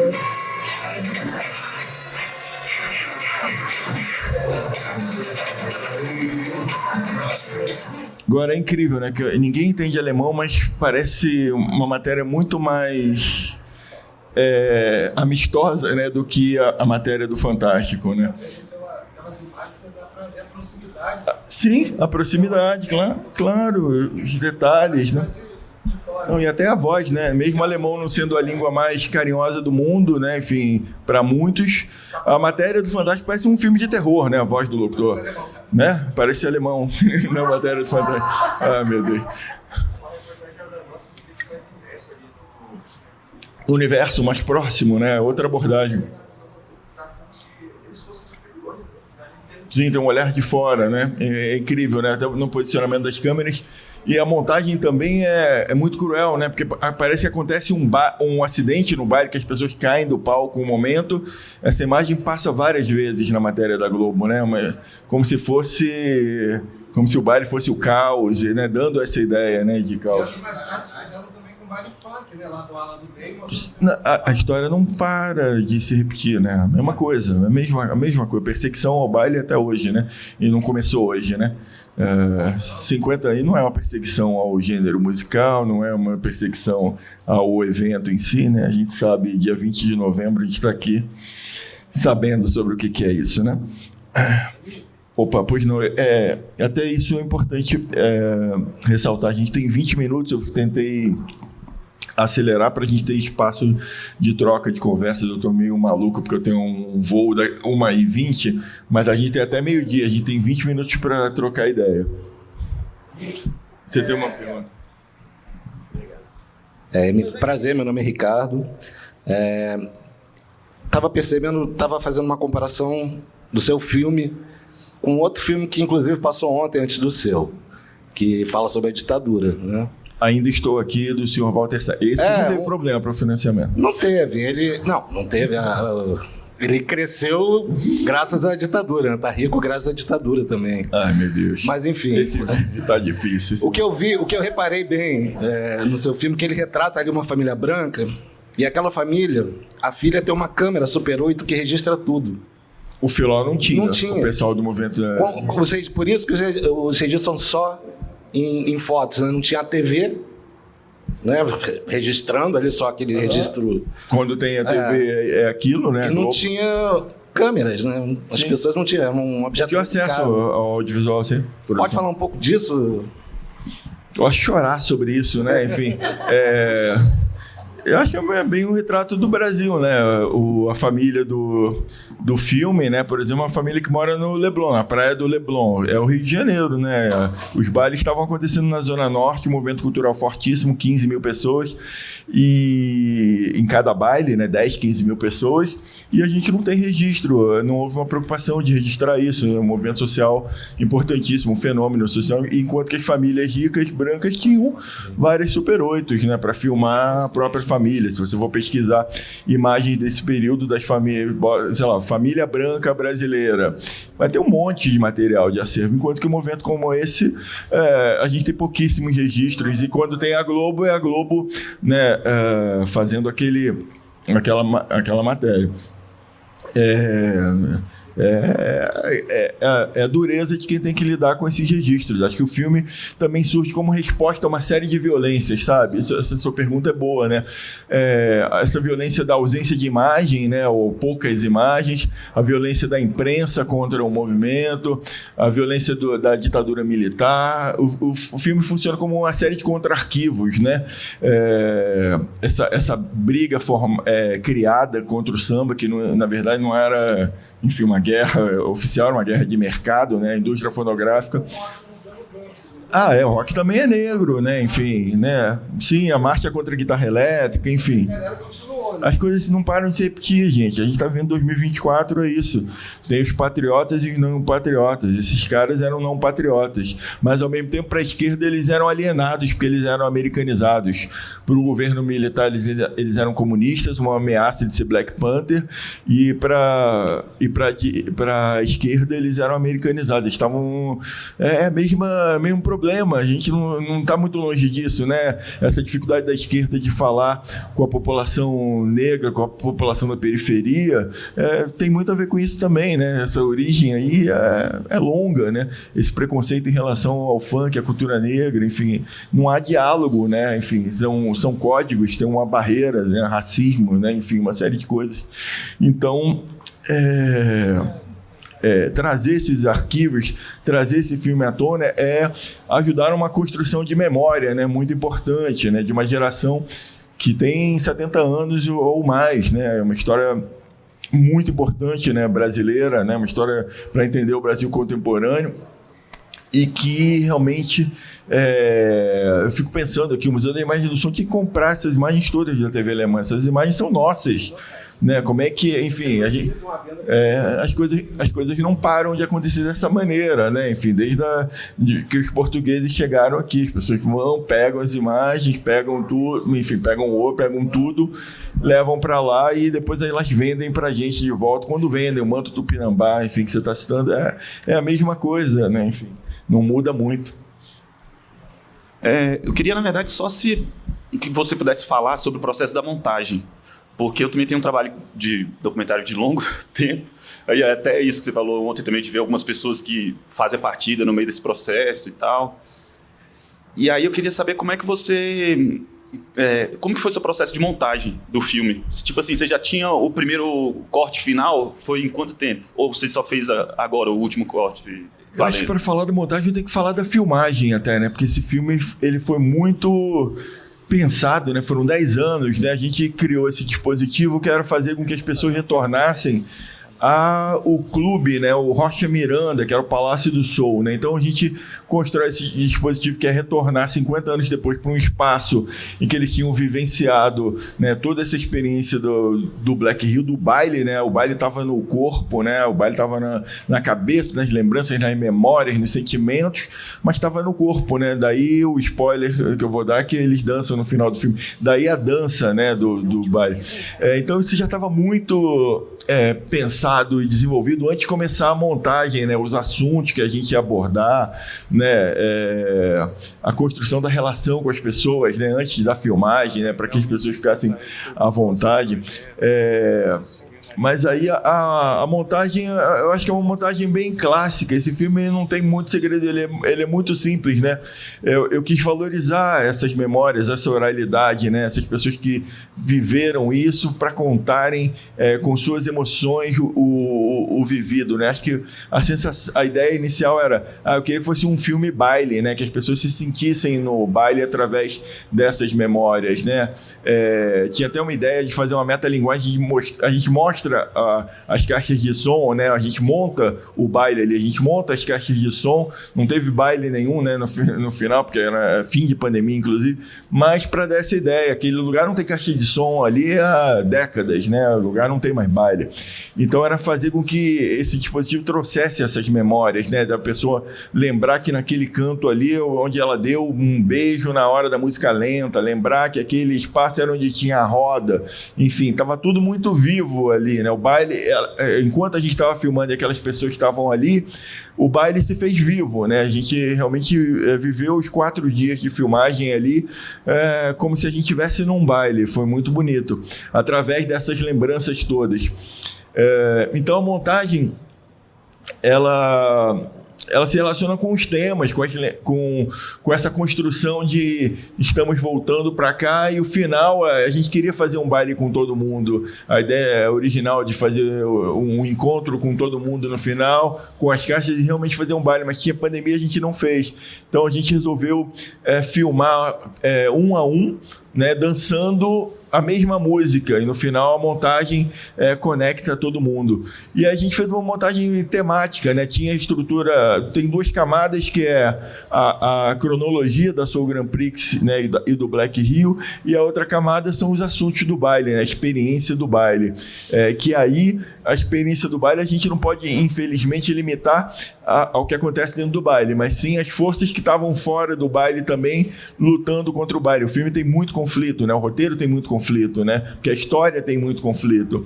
Não é uma história só de baile, de curtição, né? É uma história de como, para acontecer o baile, o que é que eles tinham que encarar no dia a dia, né? Seja a violência policial, seja a violência da mídia, da própria ditadura, enfim, não foi fácil, né?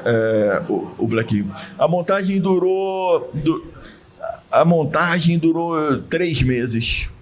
Foram 3 meses achando o filme, conectando, e aí pensando muito nas imagens também de arquivo, né? Onde é que a gente ia usar essas imagens. A gente amplia as fotos e a gente filma as fotos, né? Não é animação de computador, é tudo movimento câmera mesmo. Respondi a sua pergunta? Valeu. Gente, vou passar para a última pergunta, acredito, porque nós só temos mais 10 minutos, infelizmente. E aí, se vocês quiserem entrar em contato, gente, eu tenho lá um Instagram que eu sou muito ativo, é Emílio Domingos, e também tem o Instagram do filme, Black Hill, Black Power, 24 horas no ar. Perfeito, vou passar aqui para a última e a gente faz o encerramento, então. Bom dia, Emílio. Bom dia. Agradeço aí a oportunidade desse debate. Eu que agradeço vocês estarem aqui, feriado de manhã. Eu acompanhei o Passinho e agora o Black Hill. Eu acho interessante você estar fazendo uma abordagem da cultura musical negra, de uma forma talvez segmentada, né? Ou de continuidade. Qual o próximo projeto aí desse? Obrigado. Isso me lembra quando a gente foi exibir o Batalha do Passinho em Nova York, e aí teve o Cebolinha, dançarino de passinho foi, e tem uma companhia de passinho lá, e eles não conheciam o James Brown. Aí eu tava andando com o Cebolinha no Harlem, aí eu olho, assim, tem um cineminha dos irmãos Maisels. Aí o Albert Maisel tá no cinema, mas independente do Albert Maisel, de eu ter visto o Albert Maisel, o filme que estava em cartaz é o dia em que James Brown salvou Detroit, alguma coisa assim. E aí o Cebolinha conheceu nesse cinema em Nova York James Brown, e ele falou: caramba, esse cara canta mais que o Michael Jackson, como é que ele consegue cantar e dançar? E aí eu falei: cara, isso era 2014, cara, você não sabe da sua história, né? Porque o baile que você dança hoje é o mesmo baile que tocava James Brown nos anos 70, e você tem que conhecer James Brown e etc, você tem que conhecer a história, né? Esse filme reconecta, né, o Cebolinha com a história dele também, né? Eu acho que eu tenho tentado fazer esse mapeamento, mas respondendo a sua pergunta, o meu próximo... Eu tenho alguns projetos que estão em andamento, e tem um projeto que é mais autoral, que é o da Furacão 2000, que é quando a Virgilane, né, que faleceu, né, ela foi a primeira entrevista. Quando ela sentou na cadeira, ela falou: olha, eu tô aqui, eu vou falar da sua Grand Prix, mas você vai ter que fazer um filme sobre a Furacão 2000. Assim que ela sentou na cadeira. E aí, ali ela já jogou a fagulha, né? E aí, quando eu conheci o Rômulo também, durante o processo de filmagem, ele foi muito acolhedor, e a gente vai fazer um filme sobre a Furacão 2000. Espero que não demore 10 anos. A gente está em busca já de financiamento, as coisas estão andando. Tem gente que não sabe o que é Furacão 2000. Eu tenho que explicar para o financiador o que é o Furacão 2000 e qual é a importância da Furacão 2000. E isso são todos os filmes, né, que eu faço. É isso, eu tenho que traduzir uma coisa que todo mundo devia saber, enfim. Mas fala muito sobre o apagamento que o Black Rio sofreu, enfim. Brasil 2024. E aí eu tô fazendo um filme sobre o Wildon, porque o disco dele, Na Rua, na Chuva, na Fazenda, Sou Man brasileiro, né? Wildon, Cassiano, Tim Maia, o Power Trio, né, da Soul Music. O disco vai fazer 50 anos ano que vem, Na Rua, na Chuva, na Fazenda. E tô fazendo um filme sobre o Vinícius Júnior para Netflix com o Andrusha Washington da Conspiração. São mundos muito díspares. E estou lançando também um filme chamado Afro Samba, sobre o disco do Baden Powell e do Vinícius, que saiu no Festival do Rio e vai ter no Aruanda agora, em dezembro. Só isso. Obrigado.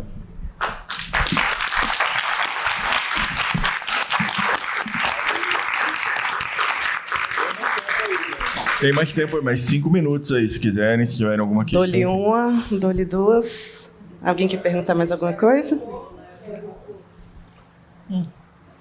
Feriado, tá tudo bem. Oi.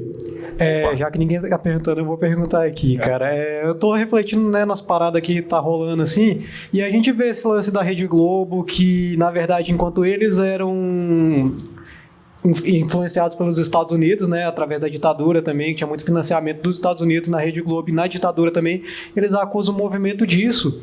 E será que isso não pode acontecer da parte da Globo por conta de uma concorrência? Porque a Globo também era gravadora, né? E aí depois a Globo vem e ela começa a botar muita grana no Tim Maia, né? O lance do Tim Maia ser do Soul e também ser um cara que era da Soul... A Globo botou dinheiro no Tim Maia? Ele gravava pela Som Livre, não? Warner, eu acho. Ah, não, então beleza. Não, eu acho que ele tem problemas com a Globo eterna. Ele teve. Ah, não, beleza. Mas eu achava que ele era da Som Music, sim, então... Sim, da Som Livre, né? Da Som Livre, não. Não, ele teve muito problema com a Globo, né? Ele vivia falando da questão da Globo. Mas eu acho que você tem razão, né? Tem essa guerra do mercado fonográfico, né? Mas não é só uma guerra do mercado fonográfico, né?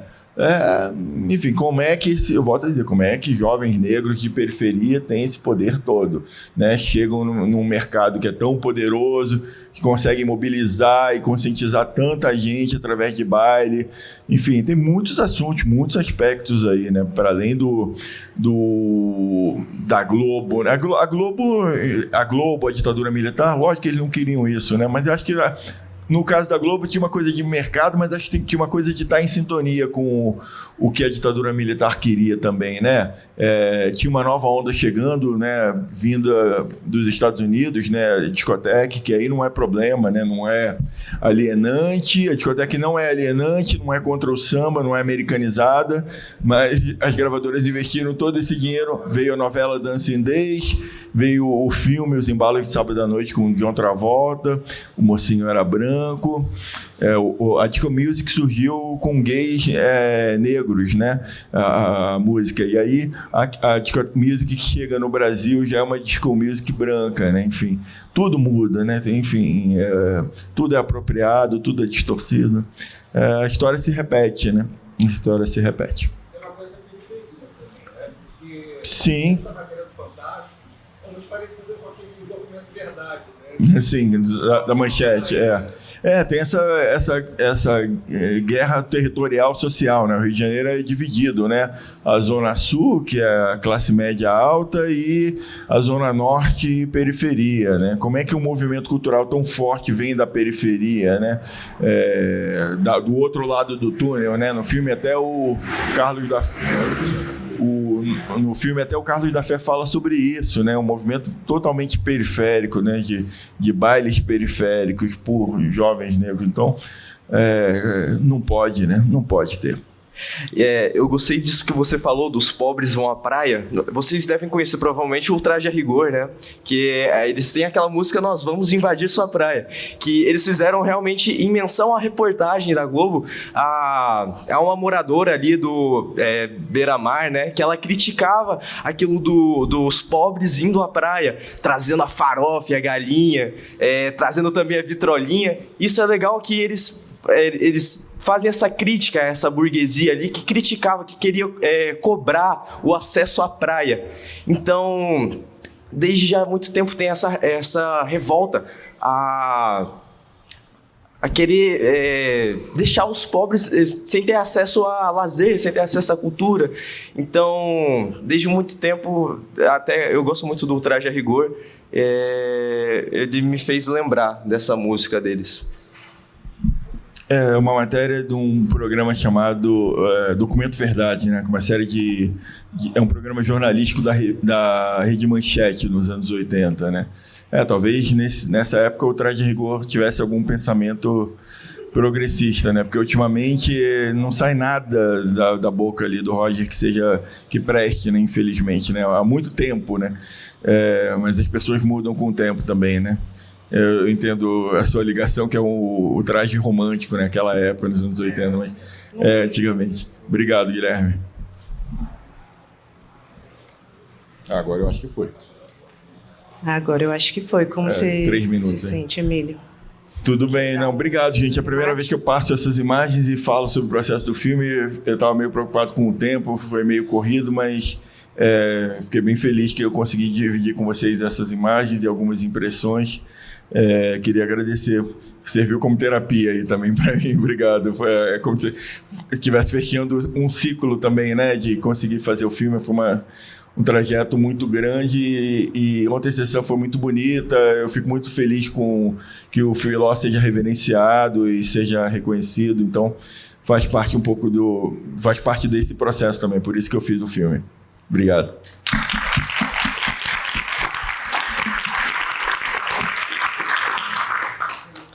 Obrigada, Emílio. Queria agradecer também nossas tradutoras de Libras maravilhosas.